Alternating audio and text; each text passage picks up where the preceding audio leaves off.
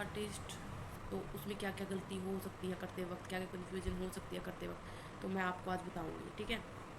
तो फर्स्ट, जब मैंने सिंप्लीफिकेशन स्टार्ट किया था तो मैं अपना एक्सपीरियंस भी बताऊँगी, तो स्टेप बाय स्टेप मैं बताऊँगी भी कि कैसे करना है, ठीक। तो एक इमेज है वो भी मैं स्टेप बाय स्टेप बताती रहूँगी। तो देखिए, मेरा खुद का एक्सपीरियंस है। जब मैंने स्टार्ट किया था सिंप्लीफिकेशन एक्सरसाइज को करना, तो मैं क्या करती थी कि मैं एक बॉक्स बना देती थी, ठीक है ना। मेरे को कहा गया था कि एक स्ट्रेट लाइन में कन्वर्ट करना है, कम लाइन में कन्वर्ट करना है, मैं ठीक है। तो फिर मैं जो भी ऑब्जेक्ट देखती थी तो मैं उसको स्ट्रेट लाइन में कन्वर्ट कर देती थी, ठीक है ना। स्ट्रेट लाइन में कन्वर्ट कर देती थी। कोई किताब देखी तो स्ट्रेट लाइन में कन्वर्ट कर दिया, कम लाइनों में कन्वर्ट कर दी। ये तो मुझे समझ आ गया था, कम लाइन लगानी है, स्ट्रेट लाइन लगानी है, ठीक है, तो उसमें कवर करना है, ठीक है ना, तो ये समझ आ गया था। तो फिर मैं करने लग गई थी, बॉक्स बनाने लग गई थी। मेरे को पता लगा कि बॉक्स नहीं बनाने हैं, हर बार बॉक्स नहीं बन सकते हैं, क्योंकि ऑब्जेक्ट अलग अलग होंगे, तो उसके अकॉर्डिंग हमें शेप लाइंस लगानी है, उसके अकॉर्डिंग हमें लाइन लगानी है, ठीक है ना। तो मेरे को समझ आया था कि हर बार बॉक्स नहीं चलेंगे। अब देखिए इसमें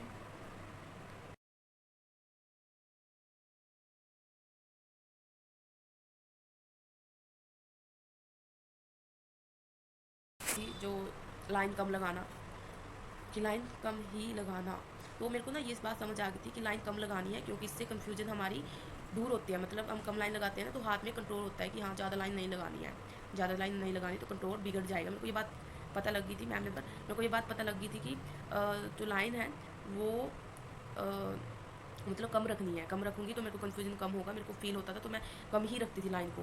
पर कभी कभी मेरे को ये होता था कि जो ऑब्जेक्ट मेरे होते थे उसमें 6 लाइन आ जाती थी, 7 लाइन भी आ जाती थी। तो मैंने पूछा एक बार, भाई कैसे करना है, ये तो ज़्यादा लाइन आ रही है, अब मैं क्या करूँ, मैं तो कम लाइन में कन्वर्ट करने की कोशिश कर रही हूँ पर वो हो ही नहीं रहा है। तो उन्होंने कहा था कि ये एक नीड के ऊपर है, ठीक है। आपका हाथ में कंट्रोल आए, इसलिए मैंने कहा था कि कम लाइन लगानी है। बट आपको एक बात और ध्यान रखना है कि आपका जो ऑब्जेक्ट है वो कवर भी होना चाहिए। ये नहीं कि आपने लाइन लगा दी पर आपका ऑब्जेक्ट कवर नहीं हुआ।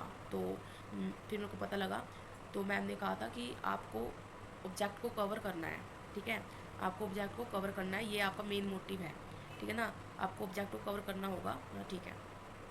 कह रहे तो फिर उन्होंने कहा कि अगर कम लाइन लगती है तो कम लाइन लगाओ, ज़्यादा लाइन लगती है तो ज़्यादा लाइन लगाओ, ठीक है, बट आपको उसको कवर करना है प्रॉपरली ऑब्जेक्ट को, मैं ठीक है। तो गाइस आपको भी मैं यही कहूँगी कि आपको क्या करना होगा कि जो ऑब्जेक्ट होगा ना, आपका ऑब्जेक्ट होगा, उसमें अगर कम लाइन आपने लगाई, कम लाइन लगानी आपने सीखी, कंट्रोल आया, अच्छा, तो ठीक है, कोई नहीं। अगर ज़्यादा लाइन की नीड हो रही है, ज़्यादा लाइन लगानी पड़ रही है, तो वो गलत नहीं है, ठीक है, क्योंकि मेन गोल ये है कि ऑब्जेक्ट को पूरा कवर करना है हमें स्ट्रेट लाइनों में, ठीक है। तो मेन मोटिव हमारा ये रहेगा कि जो हमारा जो ऑब्जेक्ट है उसको हम कवर करें स्ट्रेट लाइनों में प्रॉपरली, ठीक है। तो उसके लिए अगर आपको एक दो लाइन एक्स्ट्रा लगानी भी पड़ रही है तो लगाओ, ठीक है। बात सारी ये है कि एक बैलेंस बना के हमने चलना है, ठीक है। ये नहीं है कि अगर ज़्यादा कम लाइन लगाना सीख गए तो ज़्यादा लाइन गलत तो नहीं होगी, नहीं होगी, ठीक है। अगर हम ज़्यादा लाइन लगाना सीख रहे हैं तो कहीं पे कम लाइन की नीड है तो वहाँ पे हमें कम लाइन लगानी चाहिए या उतनी ज़्यादा करनी चाहिए, एक्स्ट्रा लाइन कर दूँ क्या, ऐसा नहीं कन्फ्यूज होना है। हमें एक बैलेंस बना के चलना है कि हाँ, जहाँ पे कम लाइन है की नीड है वहाँ पे कम लाइन लगाओ, जहाँ पे ज़्यादा लाइन की नीड है वहाँ पे ज़्यादा लाइन लगाओ, ठीक है, सीधी सी बात है, ठीक है। और पर आपको एक बात का ध्यान रखना है कि आपका प्रॉपरली आपका जो ऑब्जेक्ट है वो कवर होना चाहिए। अगर आपका कम लाइनों में कवर हो रहा है तो कम लाइन बिल्कुल ठीक है। अगर आपका ऑब्जेक्ट ज़्यादा लाइन में कवर हो रहा है, थोड़ी सी एक्स्ट्रा लाइन मांग रहा है वो, तो आप उसको दे सकते हो, वो कोई गलत बात नहीं है। बाकी आपका जो प्रॉपरली आपको ऑब्जेक्ट कवर करना है पूरा, ठीक है। ये देखिए,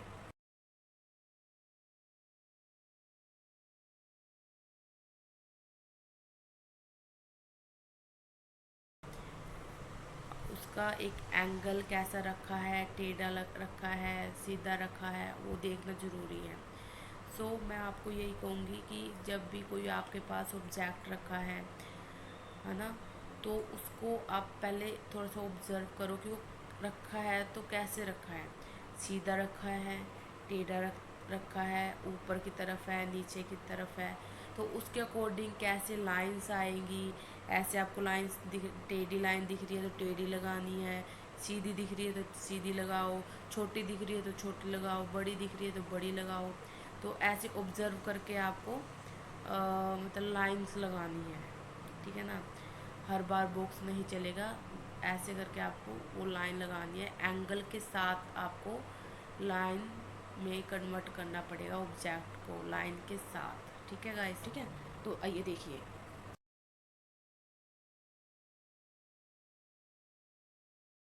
मेरे को ये मिस्टेक पता लगी फर्स्ट, ठीक है ना, कि हमें लाइन लगानी है, कम लाइन लगानी है, लाइन लगानी है बट एंगल देखकर लाइन लगानी है, ठीक है।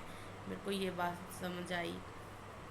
उसके बाद गाइस मेरे को ये बात समझ आई जब मैं पे बनाने लगी थी, फिर मेरे को बताया गया कि लाइन में आप गैप रख रहे हैं, बताया कि आपको लाइन को टच करना होगा, गैप नहीं रखना है, ठीक है। मैं अच्छा ठीक है, लाइन में गैप था।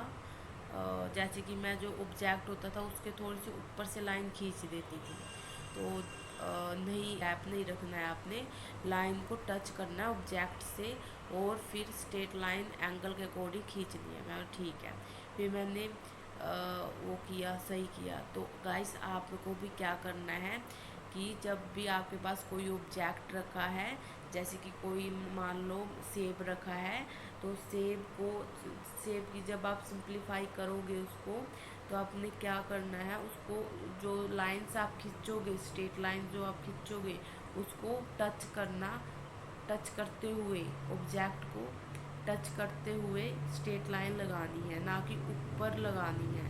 मतलब कि गैप नहीं होना चाहिए ऑब्जेक्ट और लाइन के बीच में, बिल्कुल गैप नहीं होना चाहिए, ठीक है। तो उसको आपने कवर करना है, ठीक है। आपको गैप नहीं रखना है, स्ट्रेट लाइन खींचनी है, एंगल के साथ खींचनी है, ये समझ आया, ठीक है। और एक देखिए,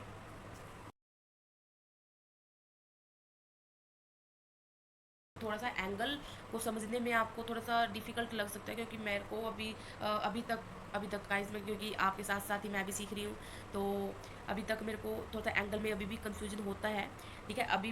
पर मैं काफ़ी हद तक मैं एंगल को समझ चुकी हूँ, ये भी बात है, चुकी हूँ, तो ये भी बात है। तो प्रैक्टिस आप करते रहोगे तो कन्फ्यूजन आपकी दूर होती रहेगी, पर प्रैक्टिस मेन है ना, तो इसलिए आपको प्रैक्टिस करना है, ठीक है। अगर आपको एंगल नहीं आ रहा है समझ, तो थोड़ी देर के लिए आप उसको छोड़ दो, बस आप ये फोकस करो कि आपको क्या करना है, फर्स्ट ऑफ ऑल देखना है ऑब्जेक्ट को कि कैसे रखा है, टेढ़ा रखा है, तो आपने कुछ नहीं सोचना, आपने सिर्फ ये सोचना है कि उसकी जो लाइन है वो कैसी जा रही है, टेढ़ी है, सीधी है, बस लाइन पे फोकस करिएगा कि वो लाइन जो जा रही है वो कैसी जा रही है, टेढ़ी जा रही है, सीधी जा रही है, थोड़ी सी ऊपर की हो रहा है, थोड़ी सी नीचे की हो रही है, थोड़ी सी बड़ी है या छोटी है, इस बात पे फोकस करना। एंगल क्या है, कैसे करूँ, ये एंगल का छोड़ दो अभी, ठीक है। बस आप इस बात का फोकस करना कि जो लाइन जो ऑब्जेक्ट है वो कैसे रखा है, आपने ऑब्जर्व कर लिया आपने कैसे रखा है वो। तो उसके बाद हमने क्या करना है कि जो ऑब्जेक्ट है उस पर जो लाइन है वो कैसे कैसे जा रही है, तो वो लाइंस आप देखना कि कैसे कैसे ऑब्जेक्ट के ऊपर से लाइन जा रही है, कोई छोटी जा रही है, कोई बड़ी जा रही है, कोई तिरछी जा रही है, कोई ऊपर की ओर जा रही है। तो ये वाली चीज़ पे फोकस करना आप अभी के लिए, आप इन पे फोकस करने लग जाओगे, हौली हौली धीरे धीरे इस पर प्रैक्टिस करने लग जाओगे, तो एंगल आपको अपने आप समझ आ जाएगा, ठीक है ना। एंगल का मेन मोटिव होता है कि कोई चीज़ सीधी है, टेढ़ी है, मेडी है, ऊपर की ओर, नीचे की ओर है, यही चेंज जो होता है, तो वो ही एक एंगल उसको ही कहते हैं, ठीक है। ठीक है, थोड़ी थोड़ी मिस्टेकें होंगी, पर आपको मैंने बता दिया, तो आप थोड़ा सा ज़्यादा कंफ्यूज नहीं होगे, तो आपको पता होगा कि हाँ ये ऐसा ऐसा करना है। तो ये मिस्टेक करने से आपको बचना है गाइस, ठीक है। और ऐसी कोई बात